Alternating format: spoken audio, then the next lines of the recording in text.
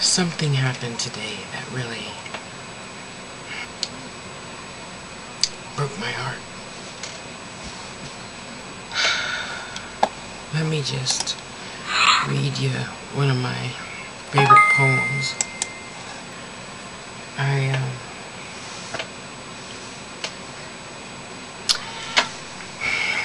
I'll read the poem first. Yesterday I cried.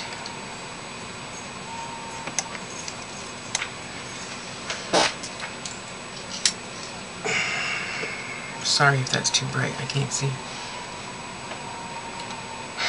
I came home, went straight to my room, sat on the edge of my bed, kicked off my shoes, unhooked my bra, and had myself a good cry. I cried until my nose was running all over my silk blouse that I got on sale. I cried until my ears were hot. I cried until my head was hurting so bad that I could hardly see the pile of soiled tissues laying on the floor at my feet. I want you to understand, I had myself a good cry yesterday. Yesterday I cried for all the days that I was too busy or too tired or too mad to cry. I cried for all the days and all the ways and all the times I had dishonored, disrespected, disconnected myself from myself, only to have it reflected back to me in the ways others did to me the same things I had already done to myself. I cried for all the things I had given only to have them stolen, for all the things I had asked for that had yet to show up, for all the things I had accomplished only to give them away. To people in circumstances which left me feeling empty and battered and plain old used. I cried because there really doesn't come a time when because there really does come a time when the only thing left for you to do is cry. Yesterday I cried.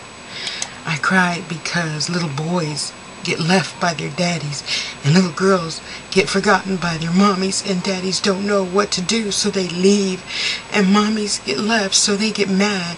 I cried because I had a little boy, and because I was a little girl, and because I was a mommy who didn't know what to do, and because I wanted my daddy there so badly until I ate. Yesterday I cried because I hurt, because I was so hurt. I cried because I was hurt and no place to go except deeper into the pain that caused it from the beginning. And when it gets there, the hurt wakes you up. I cried because it was too late. I cried because it was time. I cried because my soul knew that I didn't know that my soul knew everything I needed to know. I cried a soulful cry yesterday, and it felt so good. It felt so very, very bad. In the midst of crying, I felt my freedom coming because yesterday I cried with an agenda.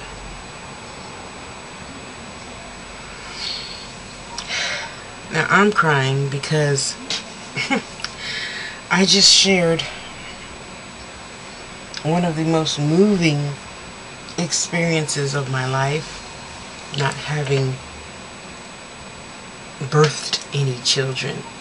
Doesn't mean that I don't feel he is mine. So this new one that I can't show or say his name expressed to me the agony, the disdain, the angst he felt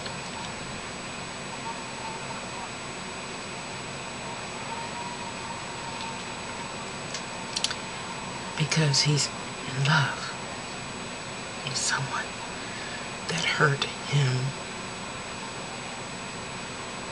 Now, like I said, I have never birthed any children, but I'm telling you right about now, I'm glad I have enough common sense to sit in this seat and just make a video and cry, because I'm telling you, I know I can't put my hand on another person's child, but I surely would send another little boy over there to beat him up. Well, he's not little, he's 20.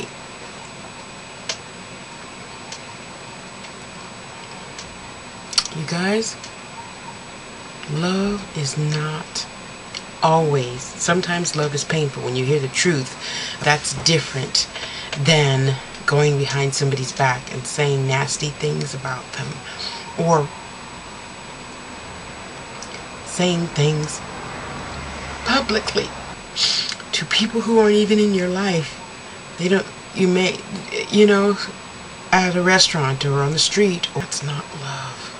That is not love. A person that says I love you does not do those horrible, abusive things. That is not love. Try to understand that. That is so not love. Okay? A person says nasty, hurtful things to you because they are what they love about because they aren't what they love about you. They're not strong. They're not beautiful. They're not courageous. They're not a glorious child of God who does things for good reasons to help people. It just makes me so sad. I mean, I know there has to be lots of choice in the world. God didn't just put us here to have, you know, whatever favorite show we like to watch all day and eat bonbons. But it just makes me so mad because, you know, you don't know. You just, until you've experienced a thing a few times, and for all of you that got mad at me for that last video, this is what I mean. Until you've experienced a few times, you don't know that that's not appropriate loving behavior. You know, especially if it's your first time or second time falling in love. You just don't know. Okay, that's a given, but I'm here to tell you that's not love, baby. That's not love. And one day you're going to find the strength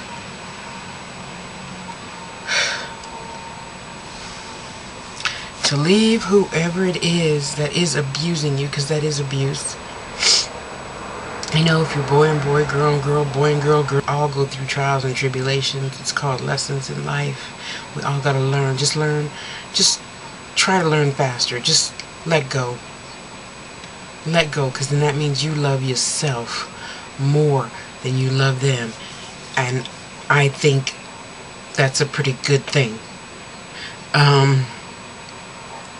Because if you don't love yourself, baby, you cannot love anybody.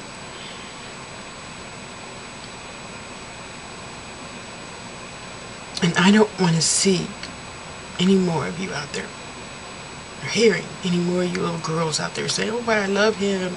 Oh, he only hit me once. Oh, I love him. Well, he gave me the pager, and if I don't answer, then da-da-da. That's not love.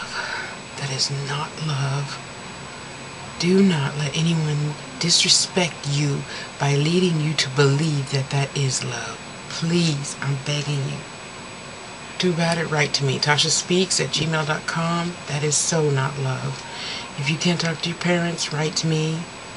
I'll stop whatever I'm doing and talk to you in morning, noon, or night. My Yahoo is always on, Tasha_speaks.